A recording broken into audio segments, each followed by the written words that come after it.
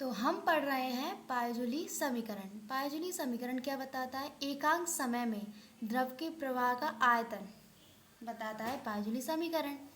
तो यहाँ इसे समझने के लिए अपन ने एक चित्र बनाया है। ये इस चित्र में दिख रहा है, ये एक नली है।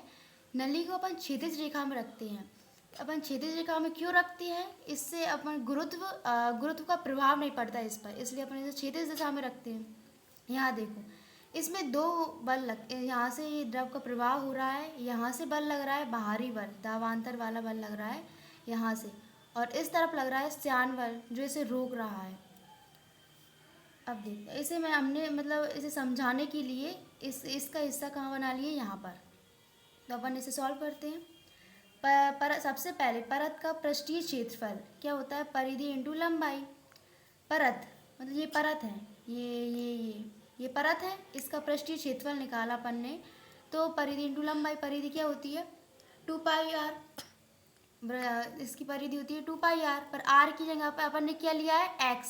यहाँ पे देखो अपन ने ये x लिया है। अपन देखो यहाँ से इसकी तीन परतें हैं, तीनों परतें देखो, यहाँ से यहाँ तक की परत को अपन ने बोला है x, यहाँ से यहाँ तक की परत को बोला है x प्लस dx, और यहाँ से यहाँ तक की परत को बोला है r। ये अपन ने नाम दिए हैं। तो अपन इस वाले को निकालते हैं। यहाँ से द्रव का प्रवाह हो रहा है यहाँ से, तो अपन इसमें x लेते हैं। अपन इसमें तो r के यहाँ पर क्या लिया? x, 2πx। लंबाई हो गई l, इसकी लंबाई क्या है? l। अब यहाँ पे ये बल लग रहा है, इसको निकालते हैं। श्यान बल द्वारा F बराबर minus eta a du upon dx, ये श्यान बल का सूत्र होता है।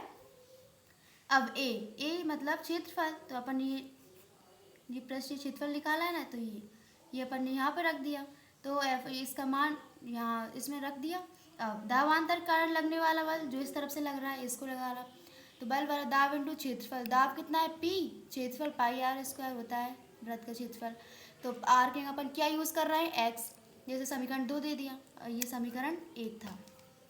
समीकरण 1 व 2 को बराबर रखने पर, ये समीकरण 1 व 2 को बराबर रखें तो x स्क्वायर से x कट गया, पाई से पाई कट गए, तो अपन को निकालना है du। du क्या है? यहाँ पे du है द्रव का प्रवाह, ये है u प्रवाह, द्रव का प्रवाह निकाल रहे हैं अपन।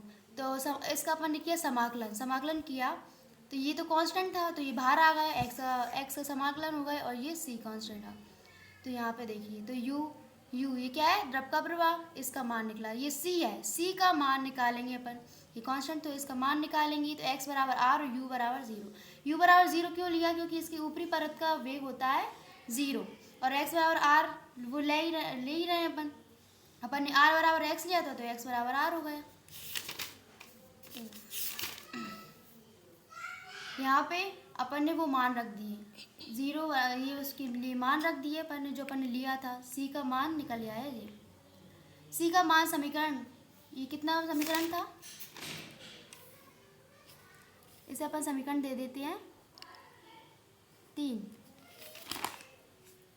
समीकरण 3 में अपन ने c का मान रखा, ये मान रखा, तो u का मान निकल आया। अब एकांक समय में द्रव के प्रवाह का आयतन, जो मेन पॉइंट था, पायजुली समीकरण था, वो ये है, एकांक समय में द्रव का प्रवाह का आयतन। तो आयतन बराबर क्षेत्रफल इंटू वेग। क्षेत्रफल क्या था? वही अब हमने एकांक समय के लिए निकाल रहे हैं, तो यहाँ पे डी वी डी एक्स वगैरह लग रहा है, तो ये हो गया। और u वेग u था, तो इसमें रखा अपन ने u का मान।